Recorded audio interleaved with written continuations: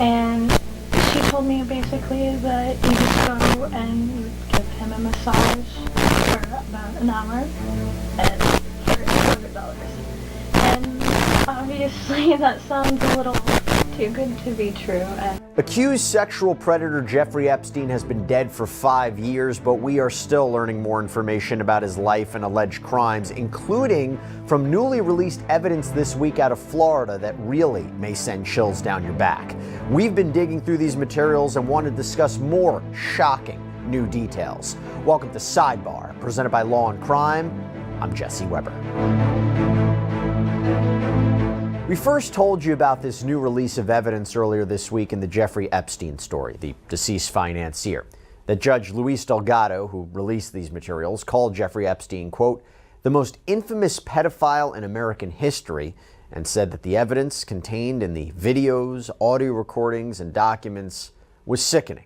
And it really is. This, by the way, was pursuant to a bill signed by Florida Governor Ron DeSantis that authorized release of grand jury materials. And that's what this is. These are materials that center around when the Palm Beach Police Department had opened up an investigation into Jeffrey Epstein back in 2005 and what was presented to a grand jury in 2006. Now, we recall that the parents of a 14-year-old girl came forward accusing the millionaire financier of paying her to give him a massage. That's how all this started. The police, they found out that Epstein had allegedly set up a system to recruit girls to provide him massages and sometimes engage in sexual activity. These girls would not only be paid for services they provided, but they were also seemingly paid to bring more girls to Jeffrey Epstein. In fact, at one point, he allegedly told one victim, the younger, the better. So what happened? Well, the case was brought to the state attorney's office.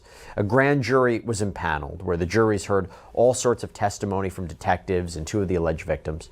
And the grand jury ended up indicting Epstein in 2006 on felony solicitation of prostitution. That's it. And there have been a lot of arguments about this, right? Why didn't prosecutors pursue more aggressive charges? Why was this the only one? And of course, we know how this went, right? The Palm Beach Police Department chief and lead detective, they were particularly troubled by this prosecution, so they refer the matter to the FBI. The FBI brings this to the assistant U.S. attorney, and in the end, in 2008, Jeffrey Epstein and prosecutors work out a deal where he pleads guilty to state charges of solicitation of prostitution and procurement of minors. And as a result, he's sentenced to just 18 months in prison, only serves 13, by the way, and he spends most of the time in a work release program where he can leave the jail to work at his office and then go back to jail at night. Yes, he has to also register as a sex offender, but the bottom line, he avoids federal charges. He avoids more serious state charges. This is the whole sweetheart deal that you've heard about a lot here on Sidebar and in the media. And the argument is, if he were hit with more severe charges back in the day, he could have been stopped. He could have been stopped, as the allegations have explained, from continuing to hurt girls. And then we know in 2019, he's arrested on New York federal sex trafficking charges, and he winds up dead in his jail cell before going to trial. Authorities concluding that he took his own life. And as for his accomplice, girlfriend, madam, whatever you want to call her, Ghislaine Maxwell, she helped Epstein procure young girls to assault, and she was found guilty of sex trafficking, and she was sentenced to 20 years in prison. Hey everybody, I want to take a minute to thank Morgan & Morgan for sponsoring today's Law and Crime YouTube takeover. If you've seen our videos, you know Morgan & Morgan is a proud sponsor of Law and Crime, and that our content proves the world isn't always the safest place. And when you're hurt, that can be very confusing. It can be scary. You don't really know where to turn. But Morgan & Morgan, America's largest injury law firm, can help. They're the largest injury law firm because they win a lot. Verdicts and settlements in the multi-millions. They also make it super easy for their clients because uploading documents, signing contracts, starting your claim can all be done on your smartphone. Also, there's zero upfront fee. You only pay them if you win. So if you've ever been injured in an accident, you can check out Morgan & Morgan. You can start a claim in 8 clicks or less without even having to leave your couch. To start your claim, visit forthepeople.com/YouTube takeover. Now, in our previous sidebar, we got into some of these materials that were released this past week, and we had an in-depth conversation about this with the current Palm Beach County State Attorney Dave Arenberg. But now we are going to cover 5 horrific details from this release. And remember, The release of these documents happened after years of litigation from the Palm Beach Post and other media outlets who wanted to know what happened. They wanted to know what happened regarding these grand jury proceedings, as well as the investigation leading up to it. Now, one of the biggest parts of the evidence release has been videos. And there's footage of Palm Beach law enforcement serving a search warrant at Epstein's home while Epstein was away. The videographer walks through the house, giving us a sense of the layout, as well as some of the more disturbing decorating choices, that's one way of putting it, like artwork and photos of young nude girls.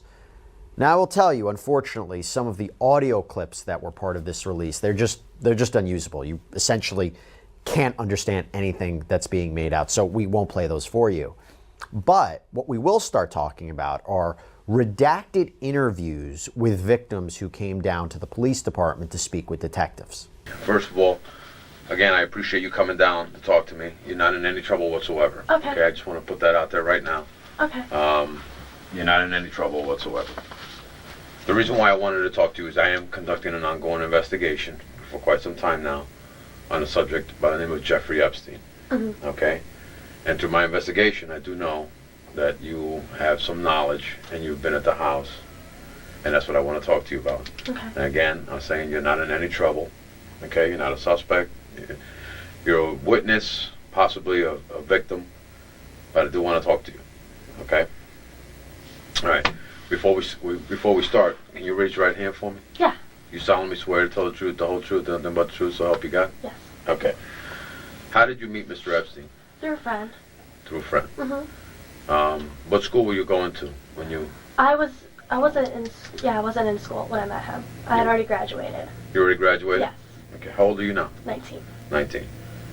How long ago did you meet him? About a year, I'd say. Maybe a little over a year. A little over right a year. around a year. Okay. Again, I've talked to a lot of girls. Mm-hmm. 30, almost 40 girls so far. And so I know pretty much when he takes you to the house what transpires, okay? I know it might be a little embarrassing or whatever, but don't be. Like I said, I've talked to many people already, and are pretty much familiar as to what happened in the house, okay?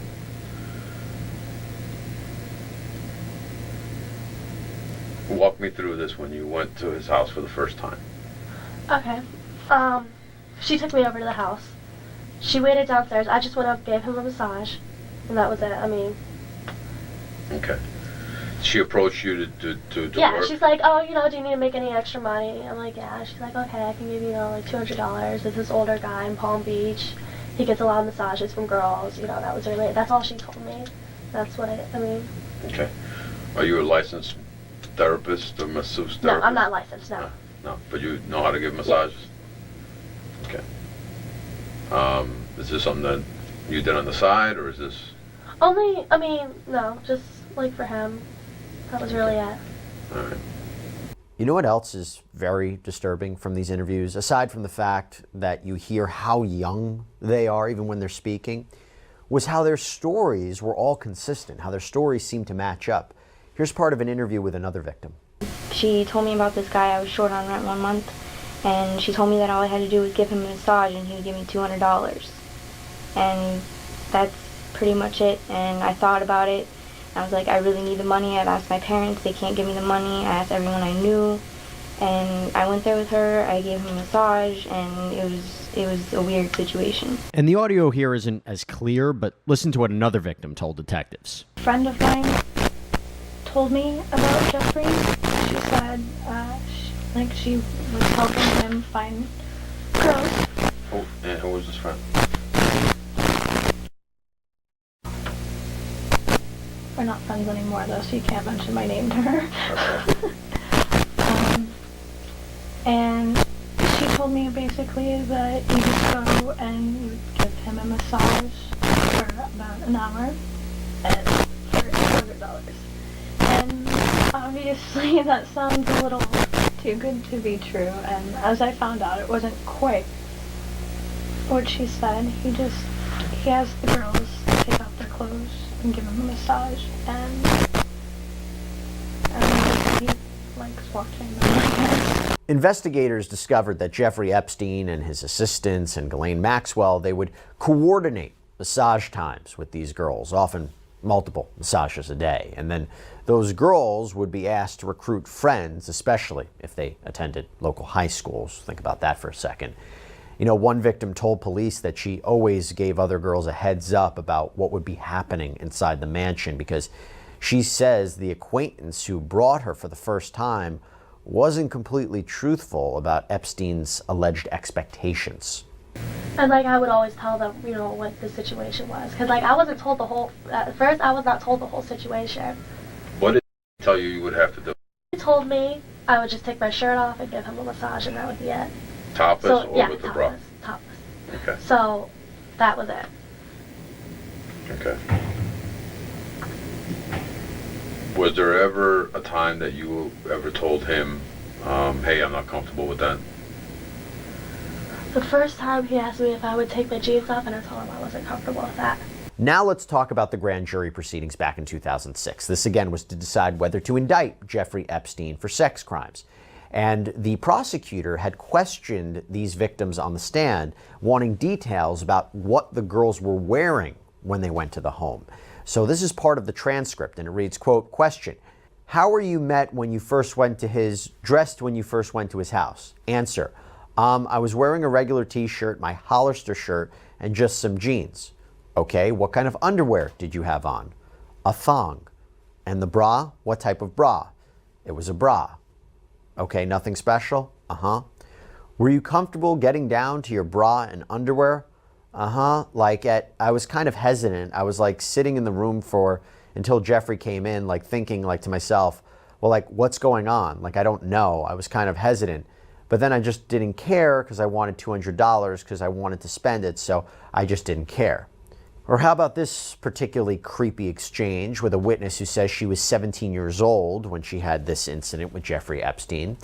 Quote, when you were massaging him, did he say anything to you or make any comments? The response was, polite conversation. Okay, what kind of things was he asking you? Just about school and what I was going to do when I got older. He knew you were in school? Yes.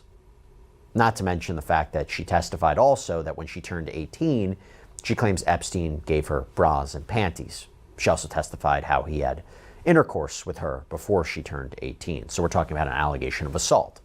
Now, as we covered in the previous sidebar, there were some very troubling questions that were posed by the prosecutor and even the jurors to these witnesses about the choices that they made and whether they committed a crime. Again, you can check out our previous sidebar to see all about that. But Jeffrey Epstein, going back to him, he has long been accused of using his appearance of wealth, like this huge fancy mansion, his connection to famous celebrities, photos of whom were sometimes displayed on the walls, and his seemingly never-ending supply of cash to get what he wanted. And detectives warned the alleged victims that Epstein's lawyer might end up contacting them as this criminal investigation moved forward. Because he is aware of the investigation. I did a search warrant in the house. Right. Were you aware that he had cameras in the house? Yes. Wasn't sure where. I knew he had some on the outside of the house. I wasn't sure where the other cameras were. Okay. But he is aware of the investigation. That's what I'm saying. Don't be surprised if someone from his, like a defense attorney or a private investigator tries to talk to you. Okay. Again, there's this theme of power, control, influence in the Jeffrey Epstein saga. We see a lot of that.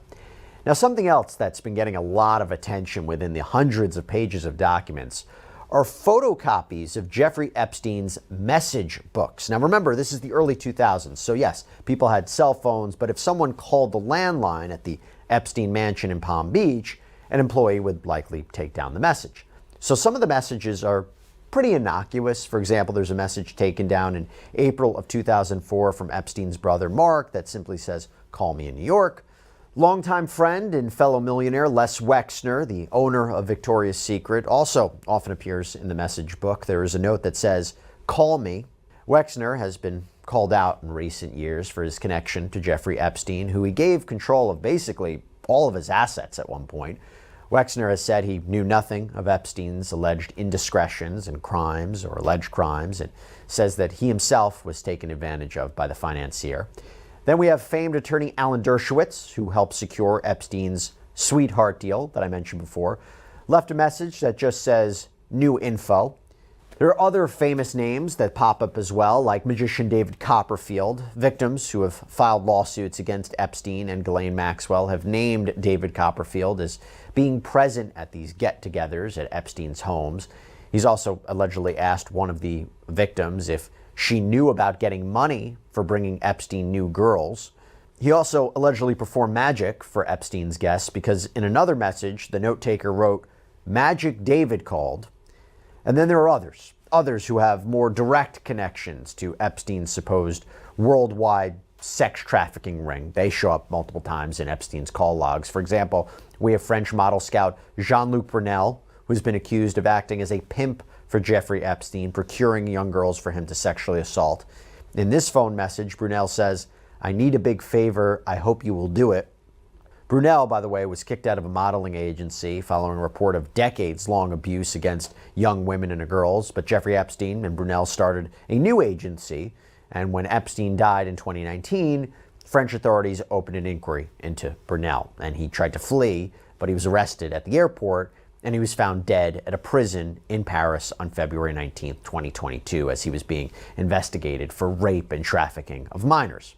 Now, knowing that, Brunel's other messages seem a lot more sinister. For example, there's this note that reads, "He just did a good one, 18 years. She spoke to me and said, 'I love Jeffrey.'" Investigators also believe that Epstein and Brunel may have spoken sometimes in code. There's this message that reads, quote, "He is a teacher for you to teach you Russian. She is 2 times 8 years old," so by the way, that's 16. "Not blonde, lessons are free, and you can have first today. If yes, call." Pretty disturbing if we think this is what it seems to be. Alleged victims or recruiters would also leave messages. This one from someone named Tatum reads, "Has girl for tonight." And this one is specifically addressed to Ghislaine Maxwell, or Sarah, believed to be one of Epstein's assistants, and it's from Emmy. Quote, "She doesn't know at what time she must come this night for the massage." Now, in this release of materials, there are also more investigative reports that detail what happened when girls weren't, let's say, showing Epstein the appreciation that he expected. There's this document that reads, quote, "She stated on the last time she went to provide a massage, she was notified by Sarah to come to the house and work. She stated she was now dating her current boyfriend and did not feel comfortable going. She recalled it was approximately January 2005. She said she went, already thinking that this would be the last time. She went upstairs and went into the master bedroom. She met with Epstein, who was wearing only a towel as he entered the room to lie on the table. She stated Epstein caught her looking at the clock on several occasions. Epstein asked her if she was in a hurry. She stated her boyfriend was in the car waiting for her. She further stated that Epstein got upset and she wasn't enjoying the massage. She told him that she didn't want to continue and would not be back. Epstein told her to leave as she was ruining his massage. I asked her if she had any contact with Epstein's organization. She stated she received $200 from the Western Union as a Christmas gift. She advised she had no formal training in providing any massages. She also stated she was 16 years old when she first went to Epstein's house. So despite what seems like arguably pretty solid evidence of sexual assault of minors and more, the grand jury again indicted Epstein just on solicitation. And as I mentioned, that didn't sit right with some of the detectives on the case, police. In fact, the chief of police of Palm Beach County at the time, Michael Reeder, sent a letter to a victim's father in 2005, and it reads, quote, "Your daughter was the victim of a crime which has been investigated by the Palm Beach Police Department and subsequently referred for prosecution to the Palm Beach State Attorney's Office. You may be aware that Jeffrey Epstein was indicted on charges of solicitation of prostitution by a state of Florida grand jury last week and turned himself in at the Palm Beach County Jail on July 23, 2006. While I do not speak for them, it is my understanding that is the full context in which the Palm Beach County State Attorney's Office intends to address the charges that involve the crime in which your daughter was victim. The chief says later in the letter, quote, I do not feel that justice has been sufficiently served by the indictment that has been issued. Therefore, please know that this matter has been referred to the Federal Bureau of Investigation to determine if violations of federal law have occurred. And we talked about what happened next. We're going to continue to follow the fallout from this release. And of course, if any more information should come out, we will do our best to cover it for you here on Sidebar. In the meantime, that's all we have for you right now. Thank you so much for joining us. And as always, please subscribe on Apple Podcasts, Spotify, YouTube, wherever you get your podcasts. I'm Jesse Weber. I'll speak to you next time.